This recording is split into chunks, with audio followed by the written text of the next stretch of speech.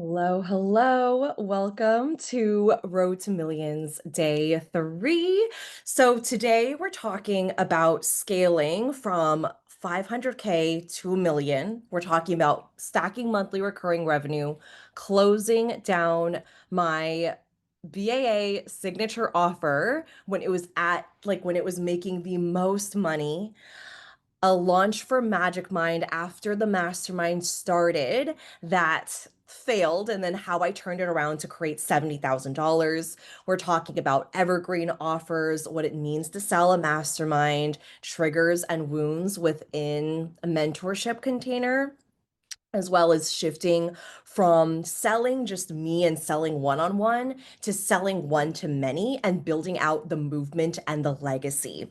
So where we ended last time was when I had launched BAA, I had gone through the trials of learning to launch it, selling the offer initially, and then it had taken off. So after that period of time, it was doing really well for about a year or so. And then there was another dip in my business when I realized that I was boxing myself in with one signature offer. I wasn't allowing myself to expand in the way that I desired. And so this was just around 2022. I had hit $500,000 total revenue in my business. I'd started dwindling down my one-on-one. So I would be selling BAA. I'd have a couple of one-on-one clients. And at this point, I felt the pull to launch a mastermind. So at this point, I had gotten really good at investing in myself through masterminds. I remember the first mastermind I had ever joined, I wanted to play in the energy of it. I wasn't sure if exactly if it was for me, but I remember just submitting an application and just telling myself that I'd figure it out if I just gotten accepted. And I didn't tell anyone about it. I didn't plan for it financially. It was if you get accepted, you submit $20,000 paid in full to the coach so that you're in, right? And you have 24 hours to do that, or else your spot gets removed. So at this point in my business, I didn't have that cash at the time. This was back when I had just made around my first multi six figures. A lot of my money was going into like reinvesting in coaching and support. I was starting to hire support for my team. A lot of money was going into subscriptions. I was also learning how to build up a reserve, which is what I would need later on when I got rid of BAA, and really learning to be more financially literate with navigating my money. But at the same time, like that was something that I wanted to do. And so I got accepted and I found a way to pay $20,000 in full. I borrowed a bit of the money. I spent essentially like what I had in cash and I went all in. And this is a really big theme for me, deciding to go in over and over and over, all in at every single new level. I had never, I had never invested more than, I think at that time, yeah, I think it was like 5K and then 7K into a one-on-one business mentor. And at that point, it changed everything for me. Mentorship works because when you're getting the support that you need from an aligned person who's already been where you're at, every single time the transformation is in the transaction. So within a couple of weeks of making that decision, I paid the 20K in full. The mastermind hadn't even started yet. I think it was like 3 months in advance. I was celebrating a 30K day. So this was a couple weeks after I paid $20,000 in full. I had a $30,000 cash day. So I'd made like 30K months up until this point, but that day I had three one-on-one clients say yes and pay within 24 hours. And it was 10K each. That's how much my one-on-ones were at that time. They're like double that now, but $10,000 at that time was like, I think I'd actually just raised the price. I think it was like 7K or 8K, and I just raised it to 10K. And I think I opened up three spots. The three spots got filled. It was pay in full, and they paid in full, and they all actually paid within the same day. So I had a 30K cash day. when you're investing in yourself, you are entering a mentorship relationship, right? Like someone who's quite literally signing a contract to hold you on the best days, on the worst days, when you believe in yourself, when you don't believe in yourself. Someone who, like, even if your launch absolutely flops or you have the biggest cash day yet, they are there to promise and show up to guide you as the best version of themselves. And so, energetically, what's happening too is in these moments when we're investing, it isn't just what you get, it's also who you become in the process. Like there was something that switched for me when I made that investment and when I decided that I would pay in full and that this is what I was going to do and I was all in and I was completely committed and I was going to find a way to pay my coach. Like I was going to find a way to do it and I did. And those, like the clients in my world that have done that time and time again, and I typically don't hear about it until afterwards. I don't know about the situation. And sometimes I do, right? And this is why, like, so many of us, the traditional way of thinking is like, if someone's telling me that they don't have the money, like how can I continue to sell to them? Right? But it's like regardless of where somebody is at, you see them as the biggest version of themselves. Imagine if my first mentor, which I didn't tell her this, but it was like the last bit of my savings. Imagine if she was like, "Oh no, I can't work with you because of that." Right? I would not be here today with $1 million business. When you're working with somebody, this is someone who sees you as the biggest version of yourself. This is someone who's committed to seeing you as the biggest version of yourself, even if the results aren't there yet, even if you're having a slow season in your business, even if something comes apart in your personal life. They're not like, oh, yeah, you're right, because that thing happened. There's no way you can be successful. It's like, no, okay, we'll process that. We move on from it, but you're still going to be this biggest version of you because that's how I see you as, right? That is mentorship. And especially when it comes to long-term mentorship, like pretty much all of my mastermind, most of my mastermind is locked in for alumni. A lot of them are locked in until this time next year or like the end of the year next year. And there's something that settles in your nervous system when you are not looking for a different coach all the time, when you're locked in with someone who knows you, who deeply loves you, who cares about you, who's here to support you in navigating your business, what works, what doesn't work, strategizing for your next launch, like someone who knows the ins and outs of your business. So, this point in the story leads us into my Magic Mind launch. So this is the very beginning of launching the Mastermind as we know it now, Magic Mind, and the first few launches of the Magic Mind cohort. So what I did was I did 6 month cohorts at a time. Okay.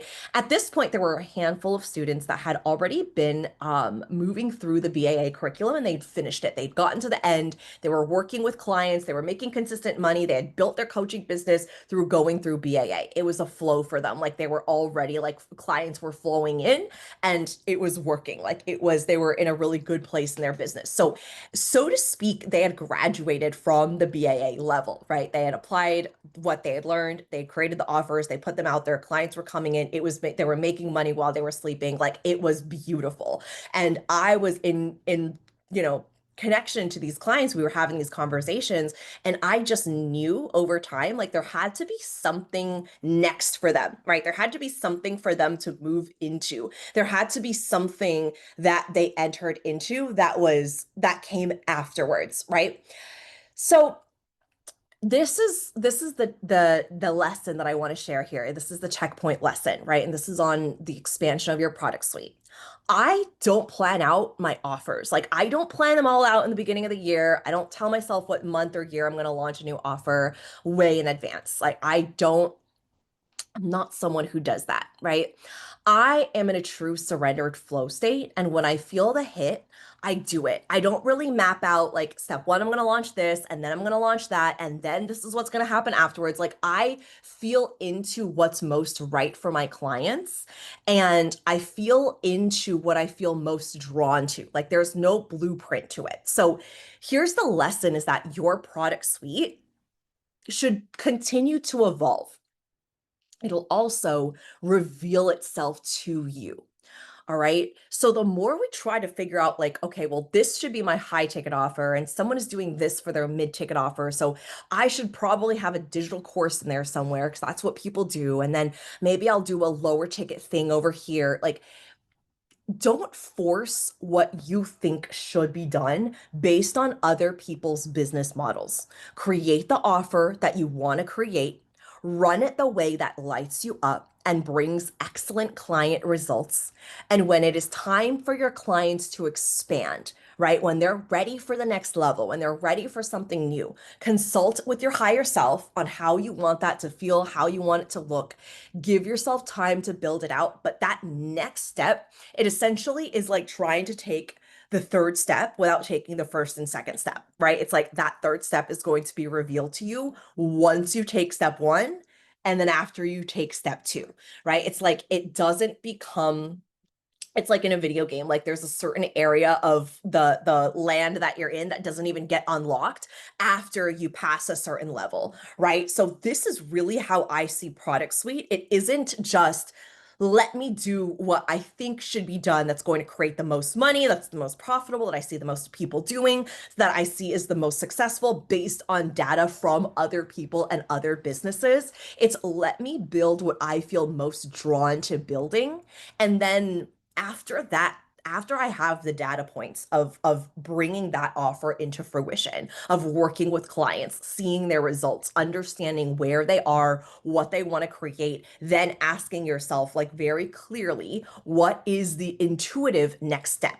Right? Like what feels good after, like what comes after this offer. So I planned a whole launch for my mastermind, like the very first time I was going to launch it, which was supposed to be in July of that year. It ended up being launched in October of 22. And I had just felt in my body that it wasn't time, right? And not to be confused with like the buildup of power and that feeling very overwhelming and then doubling back, like shrinking, right? It was a very aligned, not right now, not right now, not right now. So when you when an offer is coming through, it very much feels like a birthing process, right? You have to feel into the intuitive hit. And there are going to be some things that come through that are like, move on this now, right? Like this needs to be out there now. And then there are going to be some things that are like, part of it is created and part of it still needs to come through, right? Like some of it's here and some of it's ready, but not fully. This needs to be baked a little bit longer.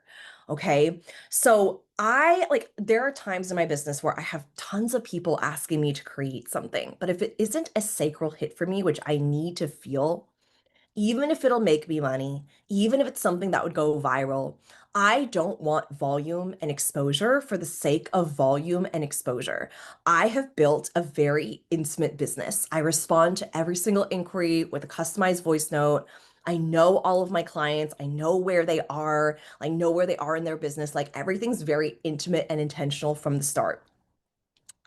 So now that the mastermind is up and running, right? At first launch, I didn't listen to the I didn't just go forward with it during July because I felt I felt that there needed to be a little bit of space. So I remember taking that space and then launching it fully in October. And it started at 6-month cohorts, right? It would run from October to February and then it would launch again from April until September. And at the first round, it was all of the students, like all the students had pretty much graduated from BAA and they were ready to join the mastermind. So I had all these clients that I'd already known, like I'd already know. I think there was like one person or two people in there that hadn't come from BAA and just had been watching me, all right? But everyone pretty much came from existing clients from the program. The next round, I had students who were attracted to the mastermind and had jumped straight into it. And then there were still like, it was like 50-50. Like some came from BAA, some came from my world outside that had not even joined BAA. And so at this point, those were the only two options in my product suite, right? I was running the academy and then I was running the mastermind. And I would have maybe like two or three clients I was working with on a one-on-one basis. So when you're shifting from one-on-one into one-to-many, right? That's what we're going to go into inside this next checkpoint lesson and also what comes in through this. And here's the thing is you can build a very successful business doing just one-on-ones, right? This is really where you want to focus on client results, focus on client delivery. Like, what is it that you're teaching? What is your philosophy? Creating those results so that you can build and create big, more and more people who want to work with you inside a group container, right? But after doing one-on-one for a certain period of time, most people are going to want to scale your time and the amount of results that you can get your clients, right? Like one-on-ones, there's only so much you can do. There's always going to be a cap for one-on-ones. So, but teaching in one-on-ones, it's very easy. Like you can field every question. Your client gets very structured time with you. They get a time block to go over everything they need. It's very close proximity, right? They get all of their questions answered because you essentially have they have your whole undivided attention for an entire hour. So when you're moving into one-to-many, right, which is essentially like what was happening in this space, even though I had been doing BA, I had been doing the group program for a while, moving into a mastermind setting is a little bit different. So I just want to talk about that. So inside a group setting, it magnifies any issues that you might have in one-on-one, right? Times the number of people inside that group. Like you're not able to have as close of a pulse on where everybody is at, how they're doing, where they are in the material. Like there are so many things that you have to be aware of inside a group environment. So the lesson here is when you're scaling from one-to-one to one-to-many, especially inside a mastermind setting, you're also navigating the different wounds and triggers that come up. So internally, it can look like my client is getting better results than me this month. Why is this client not showing up to calls? Is everything okay? Noticing a client's copy is looking very similar to yours or someone else in the room, right? Client blowing up the chat, not taking the coaching or not integrating it, listening to what's happening on the outside, right?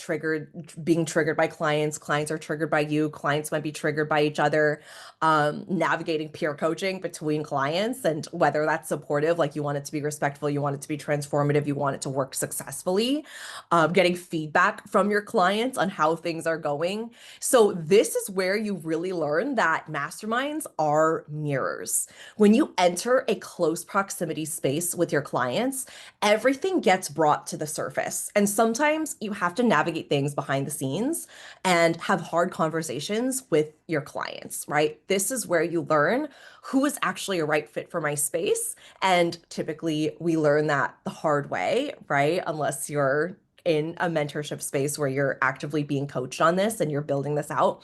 But we can learn this the hard way and experience connections, relationships with clients that are clearly not a fit for that space or for you. Okay, so the lesson here is this is where you really learn to tighten up standards and boundaries for a group setting. So you want to start asking yourself, how much time do you actually want to give for support? When your clients are asking questions, what is that approach? Like, what does that look like, right? So, for example, like if I'm doing Telegram coaching with a client, they can send a 5-minute voice note max at a time, right? That's all that they can, like that really allows clients to think about like what is the question? Like what is the question and make sure it's not rambling, it's not just going on. It's literally like this is the question. Sometimes like most of the time I don't need to hear everything else that comes with it. I just need to hear a little bit of it and then I can respond, right? Or on Slack with my mastermind, I let them know like you'll typically hear a response from me within like a week, a business week, sometimes sooner. But if I had to be rushed to respond that same day, it would also create a boxed in feeling, right? And sometimes I do. Most of the time it's like within a couple days, but that gives me the spaciousness to choose rather than like it has to be a response that I give by the end of the day. That doesn't work for me, right? So this is where you set the standards. This is where you set the boundaries for your spaces and how you want your spaces to be run, especially when it comes to a group environment. Because when you're scaling from one to one to one to one to many, you aren't just teaching and mentoring more people. And this is one of the big lessons that I learned was this wasn't just a group of people that worked together for 6 months, right? You're actually creating a culture. What do you want that culture to be? You're creating intellectual property that you're going to use and teach. There's going to be a heart and a philosophy to your programs and for what they stand for and what you become known for. Like, this is the world building that I always talk about. And this is what you get to be in charge of, right? Especially as we move into one to many groups. This is something that is extremely crucial. So, one of the things that I do is I bake the culture of the program into the processes. So, for example, inside Magic Mind, we have a celebration station, right? It's a channel where you can go in, celebrate yourself, brag about your wins, take up space. And the way that I've taught them to use this space is share non-traditional wins. Like, don't just go in with a big cash month and celebrate that, and that's the only time you ever celebrate, right? I have clients who are used to going in there and saying, I got to know on a sales call, and I'm celebrating that. I had this happened in the back end. One of my clients completely copied all of my messaging from my sales page, and I'm celebrating that. Like, there are some wacky celebrations in there, and I've done that intentionally. I've taught my clients how to think about their business and be in the gain and not in the gap. Because if you're looking for the gap, you're always going to find it. You're always going to find it. But we're not always trained to think about how this is actually, like, what can we learn from this? What are we celebrating from this? What is coming of this, right? Another thing we do inside Magic Mind is the evaluations. I've created a culture of evaluations inside my business. So after launches, after sales calls, after a client says no, after a hard conversation, after a big win, whatever it is, my clients know to evaluate, right? And sometimes we'll get into coaching and I'm like, have you evaluated this yet? And they're like, no, I need to do that. It's on my list. I'm going to do it. I'm going to do it after this, right? So evaluation questions framework, I have a framework on evaluations on how to do it, right? AKA, like, do it after you've processed your emotions, come from a neutral place, don't wait too long to evaluate. Like, if certain processes for a successful evaluation, because not everyone does evaluations correctly necessarily. So that's something that I teach inside my high level space, right? Another thing that's a culture baked into Magic Mind is this is where you utilize peer coaching to the max. This is where you come up and show support for one another, you show up for one another. This is something that I scan for actually starting in the application process and when someone reaches out, right? Because right now we have a culture that I've created inside the mastermind that's like when someone asks for support, multiple people are responding. They're like, you want to get on a call? Like, I can help you with this right now. Oh, you want to work on messaging? Let's do that tomorrow. Let's 10 a.m. Like, they literally just plan their own mini retreat this week, like halfway, like most of them are in LA or in the Bay. And so they did like halfway point their own retreat. I couldn't even make it out there and they just did it on their own. They went out to dinner. They each gave like one of their own little offerings. We have an astrologer, we have like a sensual embodiment coach. So she did like a sensual practice. They did like round table astrology. One of them is a fitness coach. She did like a morning workout for them. They have created, yes, they've created this on their own. And also I've baked this into the culture from the moment they step into the space because I know how to do that. I'm intentional about doing that. And so when I make big claims like there's no other mastermind in the entire world like what I've created inside Magic Mind, I know it to be a full fact. And I can say it with my whole chest because of what I've seen, what they've created, what I'm witnessing, and the results that my clients get. Okay, so you are responsible for the culture you create inside your containers. And that also pertains to how clients treat you. Are they breaking their contracts? Are they leaving? Are they not finishing their payments? Are people saying yes and then no? You are creating this culture, right? You're creating it from your own energetics. You're creating it from your own limiting beliefs. This is actually something we work on very deeply inside the mastermind as well. But that's something that you're creating, right? So when I realized this, and I realized it after this story I'm about to go into, it changed everything. So going into this launch that I'm going to talk about right now, It was my third launch of the mastermind. I had already had two successful launches. We had October until February, we had April until August. So now I was opening up another round for that October. So I opened it up for this launch. It was the end of summertime. I had done two full rounds. I was talking about it. I already had one person who'd messaged me and said, "Hey, I want to join. I'm going to pay in full." So I was like, "Perfect, amazing." I was like, "This is going to be a huge launch. I'm so excited." She paid in full. And then by the time the launch came, I had a few clients submitting their application. I remember having to turn away a couple who weren't a good fit. I do that not as much anymore because my messaging is so clear, but I've had to do that several times. People who just aren't a good fit for the container, what they're looking for doesn't align, or they're not at the stage of their business to where that would be a good fit for them. And then I remember one person who had said yes and then couldn't make it happen.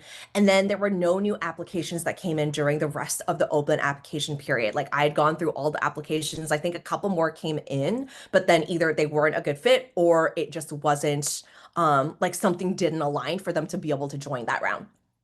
So there were also about 3 to 4 people who had told me for sure this round, I couldn't join last round, but I'm absolutely going to join this round. I'm a full fuck yes. And then every single one of those people also couldn't join as well, which is also something that happens with group containers, right? So I remember refreshing on the last day of applications, like the last day the applications were open till the very last minute, sending my emails, getting to midnight on the last day. It was a Friday.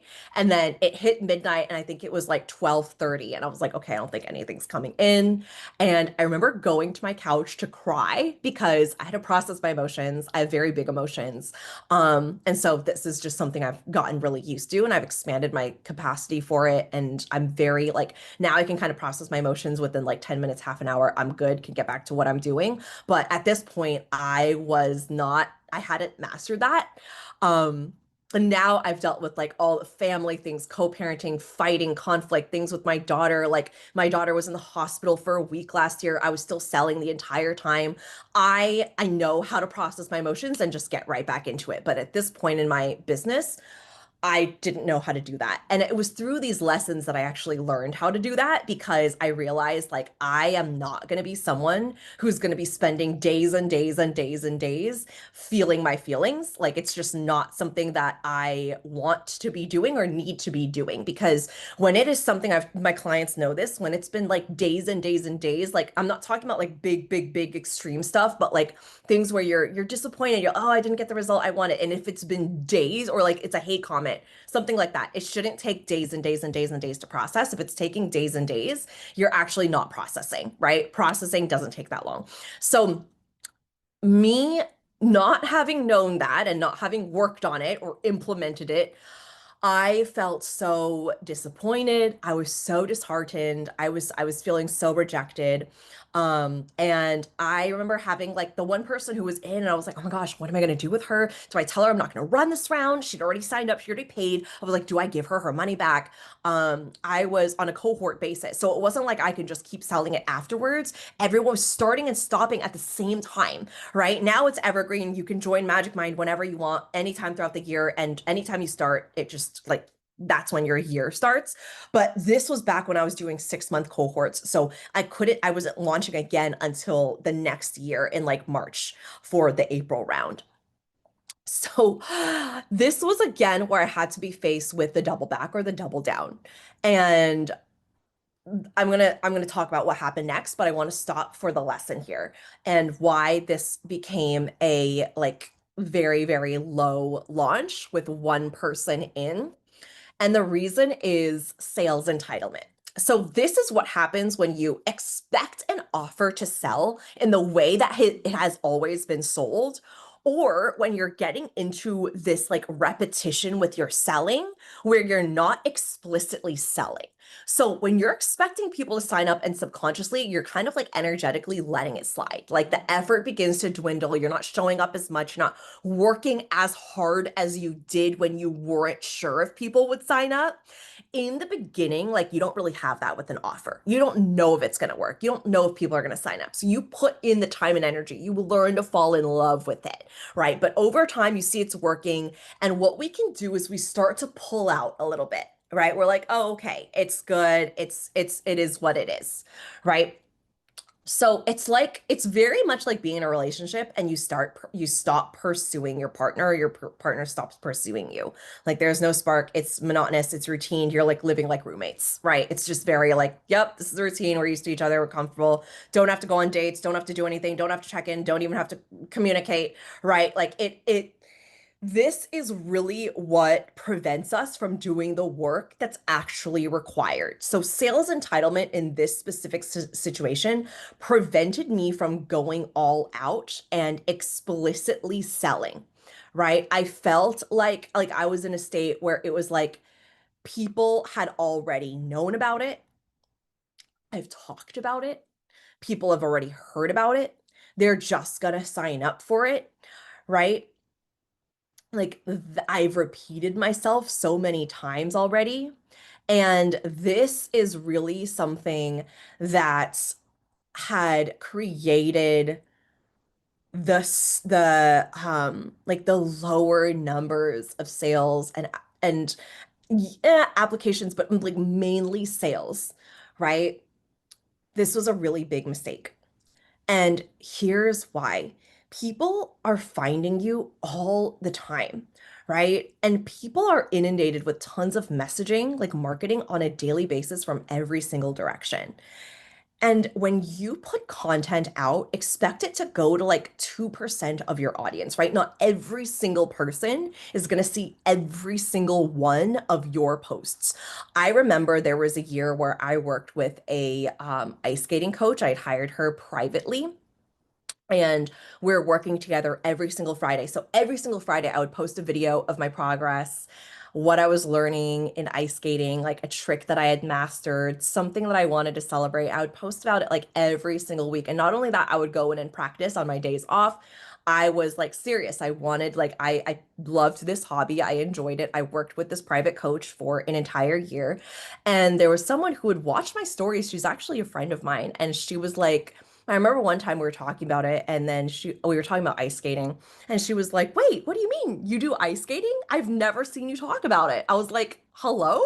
I've literally been posting about this every single week. You just cannot expect people to, because here's what's happening. In our brains, we are circling the offers, the clients, the transformation. Like it is on repeat in our heads. It's something that we have created and we like our a lot of our life revolves around it because we're selling it, we're creating it, we're building it, we're executing it, we're delivering it, we're working with clients. Like there is like everything revolves around in our business, at least it all revolves around these offers, right? But when we bring this to social media, where there are millions, billions of other people, businesses, offers, messaging, marketing, ads. Like there is just layers and layers and layers, right? So, yes, the people who are meant to work with you, who are meant to find you, they're gonna find you. And can you also let yourself repeat yourself, explicitly sell? It doesn't just continue to happen on repeat. It only continues to happen when you go out and create it. You still have to give people a reason to invest in you. You still have to be actively seen and convert your audience. This is an ongoing thing. This is an ongoing skill. So I was thinking at this stage, having made six figures, like it like had two successful launches of this mastermind that it would just keep coming to me. And yes, is this something that happens on a certain level where clients just show up and they just like, yes, over time, yes, there is a seamless trajectory. Yes, there are people that just come into my world because of like what I built, right? But in a launch, this is also where you don't let yourself fall into the trap of entitlement because every single thing you do matters and every drop of energetics that you drop into a launch when you're selling matters, right? And I'm really glad I had this wake up call earlier in my business because it's never happened since then. And I know exactly what to do during a launch. And in fact, like I've had the biggest pre-sales before an official launch. Like I have had some of the biggest, like every single person in my mastermind had upgraded to alumni. Like there are so many things that get to happen for you on the other side of releasing entitlement. Okay. So here's what I did next in the launch so that I turned it around from one person being in to seven women being in and it being a $70,000 launch. I had never done something like this before. And when I decided to do what I was going to do next, there was a moment that I could have doubled back. I could have offered her the refund. I could have told her the container wasn't running again. And for a moment, that actually felt like the easier and safer option than what I was about to do. But I got my brain on board. I planned it out. It was crazy. Again, I'd never done something like this. But once I decided, I was all in. So just 1 week after the quote unquote failed launch, I decided to relaunch. Yes, I decided to do the entire launch all over again. I did a different event. I posted different content. I used some of the same, but I went all in. I invited people into having conversations with me. I offered sales calls, which is something I don't do, just to have deeper touch points. I opened applications again. I got extremely explicit with my messaging. This is what the mastermind in. This is what you get. This is what you sign up for. This is exactly who it's for. This is who it's not for. I really doubled down on speaking to my most aligned, like best person, the person who this was for. I got extremely clear on what I wanted inside this round, especially since I'd already run it 2 times now.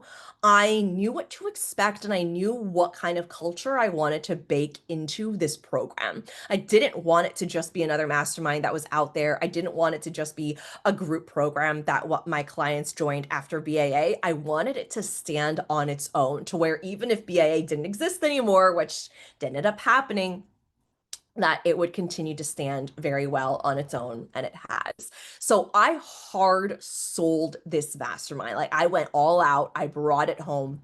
And over time, clients who had been in and out of my world jumped in. Someone found me like not very long ago, jumped in and paid.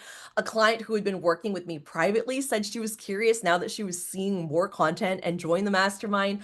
I was closing like a new client a day once I made that switch. And one client, she'd been through BAA. She actually filled out the entire application on accident just to see what her answers would be, and then accidentally submitted it, right? Like she accidentally submitted, she meant to fill out the application. She just wanted to see like what would her answers be. She was thinking of joining a future round.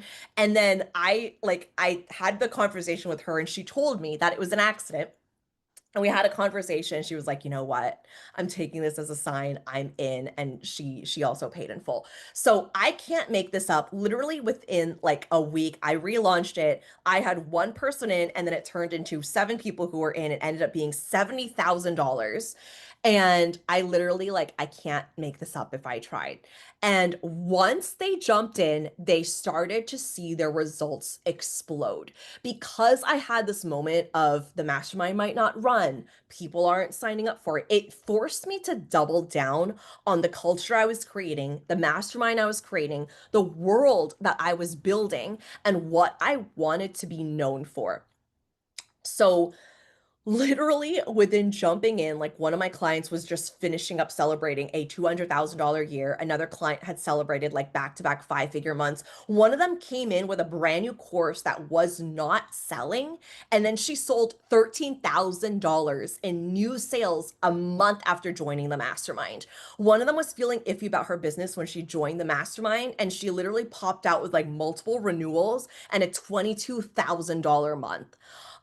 This like it was insane. It was like there was so much that was happening because of the energy that I was pouring into the space that I knew I wanted to create in the long-term culture of the mastermind.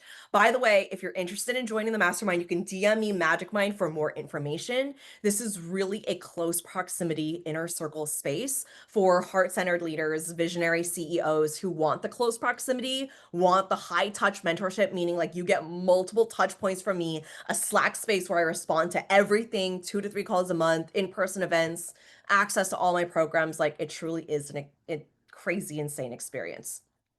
So after that, I had like renewed this relationship with the mastermind. I did end up switching the mastermind from cohorts into an evergreen model. I felt like that would support people jumping into this space, being able to jump in anytime throughout the year, not having to wait for specific launches, right? So that's what happened shortly around that time. I hit the $1 million milestone, and this mainly came from what I'd built through BAA, some one-on-ones, as well as, of course, the mastermind. So had a big celebration for that. And then that leads me into expanding the product suite and outgrowing offers. So this was around the time where I was selling BAA, I was selling Magicmind, and I was creating these mini courses throughout as well. And because of that, like renewed launch of the mastermind, what I really wanted it to be, the culture, etc., I started to really lean deeper into what I wanted to create inside my business. And I got the hit that it was time to let go of BAA. So this is the checkpoint lesson. You're going to get to a point where what you're teaching, which once used to be this big 10x leap, becomes more of a 2x because you're not that same person anymore. You've integrated it, you are up leveling, you are growing, and you've outgrown what used to be a really big step. Now, it is hard to let go of something that is actively making you money, especially if it's one of your main signature offers and it's where most of your clients get funneled into, right? Like outside of Magicmind, which was my high level close proximity space, BAA, this course, this program was the only offer that didn't have an application screening process. Like people could check out and be a part of it instantaneously. I had nearly 100 coaches going through this program. And I loved like it was working and people were signing every single time I launched. I had like 5, 6, 7 people who were jumping in. I launched it like consistently. There was like almost every single month I was doing a launch for BAA, right? Like I just gotten so used to launching it and it was evergreen at this point. You could join in anytime, but I would do like promos for it. And I did that like pretty much once a month, right? So I had people jumping, like a handful of people every single time. And it was like it was the money maker, right? So this offer alone too, like people were quitting their jobs. I had gone through my own relationship, learning to love it, teaching it, upgrading the lessons, which I talked about in call number 2. Clients were becoming well known in their field and then attributing their success to me from this program. Some of my clients were making 6 figures and beyond in their business. One of my clients, I remember, told me that she had had a $500,000 year, and we did a podcast episode together. She had just had like a $50,000 month, and she was like, I am so grateful for you. Thank you. Like, you were my first business coach. And I was so proud of what I created. And that's why I wrestled with it for such a long time. However, when you don't listen to your intuition, right? Because what our brain wants to do is like, wait, this doesn't make sense. This is not practical. This is not logical. This is making money. Clients are getting results. Why would you let go of an offer like that, right? The brain is seeking for some type of safety, some type of logic, because it doesn't make sense. So, what happens though when you're not listening to your intuition, when it's not caught, it festers into resentment, right? And it starts feeling more and more and more unaligned. Sometimes you don't, like, sometimes your brain just isn't going to have the answers that it wants to have. When we're making a big decision, when we're taking a big leap, when something big is happening, our brain is sometimes just not going to have the answers that is going to make it feel comfortable to move forward. This is where you tap into an insane level of delusion and courage and bravery instead, right? Like over what you would experience via logic in the brain, right? So eventually I wrestled, and I sat with it. I spoke to my intuition. I had multiple conversations with the spirit of my business, and I knew it was time to be released. So I got the intuitive hit. At this point, it was screaming at me. And I did it. I released it. I sent out the email. One of the big things I was doing inside BAA, I was still leading these live calls. So even though everyone still got access to it, and I was still gonna sell it, like I was still gonna sell it in the back end, people still join the offer. I just wasn't gonna be doing these live. I wasn't gonna be running it live. It wasn't gonna be a live component that was evergreen all the time. It was like everyone who was in it got lifetime access to it. And I also transitioned everyone into an all access pass program as well. So at this point, some clients were getting upset. They were like, I had to speak to them about it. I had to let them know what was coming. Some of them weren't like they just weren't clear on what was coming, or they didn't understand why I was doing this. And I was at that point where I didn't have the perfect answer for them. I remember having these conversations where they'd be like, why are you doing this, like what's going on? And my answer would literally be, I am listening to the spirit of my business. I'm listening to my intuition. I'm listening to what's coming through, and I'm trusting it. Right. And I remember like being so anxious. I remember being so worried that they were going to be upset.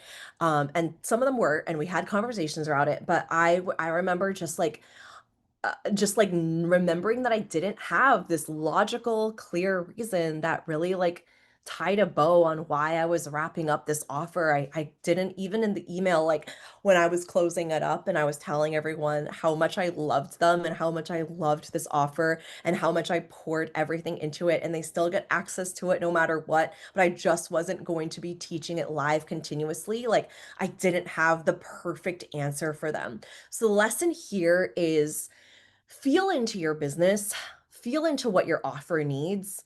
Like I knew enough about listening to my intuition at that point that was like, if I didn't listen, I knew that it was just going to get like something was going to get worse. I didn't know what that was going to look like. I didn't know what that was going to be, but I just knew that it wasn't going to be good for me or my business if I kept doing what I was doing, knowing it wasn't in alignment, right? So at this point, I had enough in my reserves to know if I didn't have any new sales coming in for a bit, I'd be okay. Like it wouldn't be great, but I would be okay. I'd be fine. Right. And I knew that BAA was still going to be a program that I wanted to sell, just not like a main offer in the product suite, right? So I went into a season where there weren't tons of new sales, and I leaned into a bit of a silent period with my business where I was really getting clear on what I wanted my business to feel like moving forward. Magic Mind was doing really well, and the offer itself was doing really well. Like that was actually like what I was coasting on, was like recurring revenue from the mastermind. But in terms of a signature offer, especially in the way that I had been taught in the past, where I'd follow the rules of building a signature offer and a signature digital program, I knew that something had to shift, and I wasn't sure exactly what that was going to look like. Like I didn't know what was coming next. Like I had replaced BAA with like this all access pass that I had given to the clients that were already inside BAA, just so they had something to transition into, right? But I also knew very quickly that the all access pass wasn't going to be like a core signature piece of my product suite. I didn't continue to sell it. I wasn't selling it publicly. It was more so something that I had just given to my clients. And I knew that like almost as soon as I like launched it, I was like, oh yeah, this is going to be something that I continue to create. Everyone gets all access to it. I was running coaching calls, right? And that worked for me, but I knew it just wasn't going to be something that I was publicly going to be adding to my product suite in the long run. Right. And so during this time, it was like a moment of like putting my head down, really considering like what I was doing. I was also actually during this time starting to deepen my intuition, starting to open up a deeper channel to my higher self. And I was starting to work with like really work on this through different different programs with a mentor that I'd already been working with, and really deepening my relationship to my purpose and what I wanted to build. This is around the time to where I was creating like your worldwide movement. Some of you were a part of that. Um, and really talking about world building inside my space. And then I remember ending the year in Japan and China, where I'd reconnected with my ancestors and my power. And all of this really brought like a reigniting force within me to really create the legacy I wanted to create. So we're going to go more into that on Thursday, but that's what brought the Chosen One Mastermind, which came out earlier this year, your worldwide movement, your prophecy year, like really building this connection to like legacy work that I felt had always been a part of my brand, but just not in this way, right? So I deepened the connection to my philosophies, my delivery, my artistry, my work, and that really leads us into what is coming on Thursday. And so I will be going live on Instagram to share the reveal because I want it to live on Instagram, but I'll also open up the Zoom call as well if you want to join through Zoom. Um, but this is really the point where I knew everything had kind of come to this point, right? Where everything I'd gone through, the trials with BAA, the mastermind, reconnecting to my roots and also connecting to the future of what I wanted my business to look like and feel like. I felt like everything was starting to unfold. And there are sometimes these moments in our business where like we can't ever expect our business to be something that just continues to go up and up and up and up and up and up and up. Like that doesn't happen in any industry, in any business. If anyone tells you that that's all that's happening in their business, like they're lying through their teeth. Okay. I'm just going to tell you that right now. Nobody's business, like, yes, of course, over time, cumulatively, like your revenue is going to go up, but it also, like, you zoom out and it looks like this. When you zoom in, it's like this, right? It's like, okay, okay, up and then, okay, down, down, up, down. And then over time, you learn like it doesn't need to be as big of like a down, like a plummet, right? You can learn to create very sustainable monthly recurring revenue. You can create very stable sales in your business. And that is something that's a skill that we get to learn, but in any business, right? No matter how much you're making, even if someone's making $1 million a month, there are going to be some months that are like, oh, it was 500K or it was 700K or it was 950K or whatever, right? Like it's never just going up and up and up and up and up and up and up. It might for a period, but there's always going to be waves, right? There's always going to be ebbs and flows. And so what I was learning during this period was sometimes there are seasons in your business where you are just like in the cocoon is what I've called it a lot. Is you're in the cocoon, you're not actively selling, like you're not out there like launching and creating, you're just listening. You're just receiving, you're integrating, you are being guided, things are in creation process. It's kind of like when you are pregnant, you know you're going to have a baby, and once the baby comes, it's like go time. Like you got to be on, you're not going to be getting much sleep. They are going to need something every single second from you. You can't leave them alone for even a moment. But when you are pregnant and you're in like the period of like conception and then like the baby is being formed, you can't do that much. You just have to sit and let it be created. And I've had these times in my business, and for some reason, they've always been around like fall and winter. And that's worked very well because I normally take off like December, my birthday's in November. Like it's worked out for me, right? But it can happen anytime throughout the year. So the lesson here is when you're being called into a season where you are really being asked to go inward, to listen, to receive, to be in a state where you are being guided into your next step. Let it happen. Because here's the thing is if you don't let it happen, you're just going to continue, like, even if you continue making money temporarily, it's just going to end up it's just going to end up being this, like, it'll come to a head, right? It'll be like you're doing what you're doing. Yes, it might be making money. Yes, it might be what's always worked, but what got you here isn't going to be what gets you there, right? When you're going into a period of scaling, expanding, growing, like the butterfly is going, like, you know that the butterfly is eventually going to come out of the cocoon and it's going to spread its wings and it's going to be a completely different creature. You have to give yourself these periods of time to listen, to speak, right? And that doesn't have to be a long period of time. It doesn't even have to be a month, right? But there are going to be these moments where you're listening, you're reinventing. All right. And that doesn't always mean that money's going to go down. It doesn't always mean that there needs to be that you need to take a hit on your revenue or on your sales. But I do think that in the coaching industry, we have this thought that my money is just supposed to go up and up and up and up. And if I don't, even for a month, something's wrong. Right. And that's marketing. I'm not going to go too much into that. Just don't believe and don't take everything you see through marketing and messaging as the full story. That's all I'm going to say. I've seen the behind the scenes of enough businesses. I've sat at enough tables with 7 and 8 figure entrepreneurs to know that. Okay.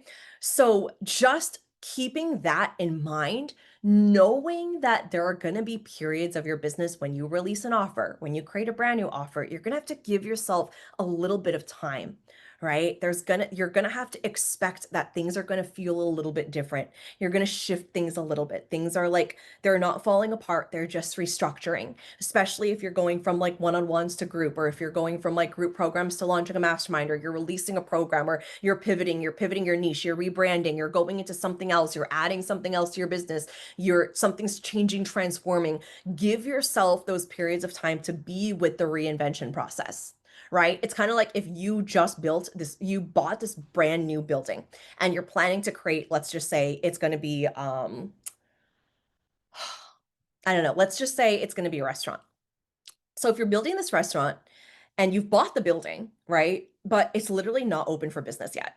You literally have to do the remodeling. You have to bring everything in. It's like you have the business there, but you're not actively selling yet. You're not there yet, right? It's literally just like in the process. It's in the cocoon. One day it's going to be open. There's going to be a huge banner that says grand opening. People are going to flood in. It's going to be amazing, right? But up until that point, and then even after then, you still have to create it and build it, right? So sometimes we have this skewed perspective of business always being good and having to top the next month and the next month and the last month, and it needs to be better and better and better.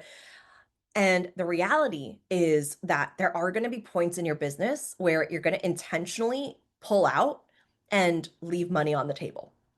There are going to be times where you intentionally are not selling. You're closing up the doors, right? Like you will learn, this is what I teach my mastermind, you will learn how to turn on and turn off the faucet to sales.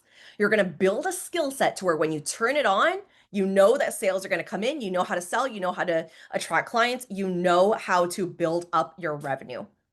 And then you're also going to have time periods where you turn it off or you just allow yourself to step away for a moment. Those are going to be skill sets that you build as a CEO, as a conscious leader inside your business. Okay. So this is a lot of what I went through was the reinvention process. And then what that ended up creating was $108,000 in 60 days. So that was happening December and January of this year. And everything that is going to happen from here on out really leads into the reveal of the rebrand, which I'm going into on Thursday. So that's where I'm going to stop here. This is the last reminder to DM me about the membership, which is going to be launched on Thursday, but the price for the membership is going to go up after the launch on the 4th. So make sure you DM me for details to jump in right now. The membership is a charging portal. It is a broadcast channel for trainings, strategic trainings, riffs, activations behind the scenes. Micro programs like mini courses that I'm creating are all going to be accessed inside this membership. And I am like the strategic trainings that I'm already building out, I'm planning and about to be dropping inside the space. These are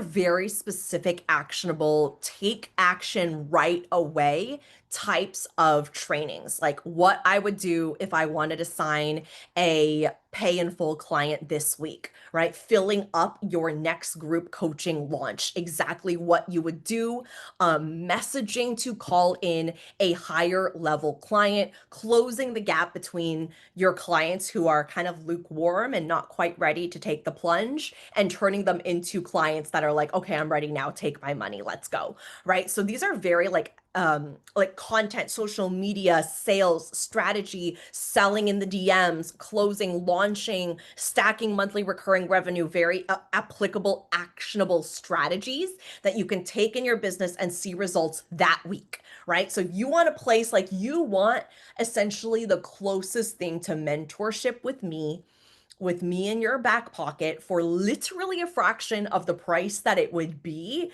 This is the space to get it. And it is right now the pay in full is at 25.55. So that's actually insane.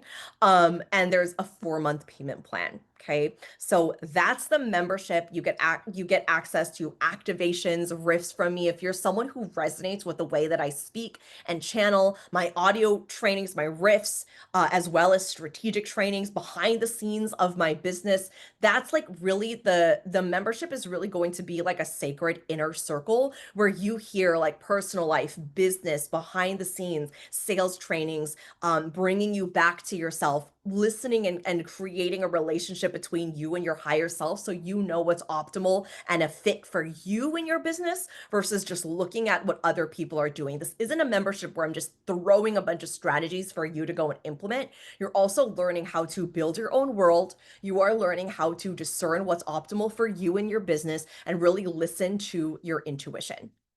Okay, so that is the membership. You can DM me membership for details on that. Again, the price is going to be going up after Thursday. So if you jump in before then, you still get access to the early bird pricing, which brings it down a little bit. And there are some bonuses in there as well. So if you've reached out to me, you already know I've sent voice notes on it. If you haven't messaged me, make sure you message me. And other than that, I will see you on Thursday, day 4, where we will be doing the full reveal on Instagram Live as well as on Zoom. And I'll see you then.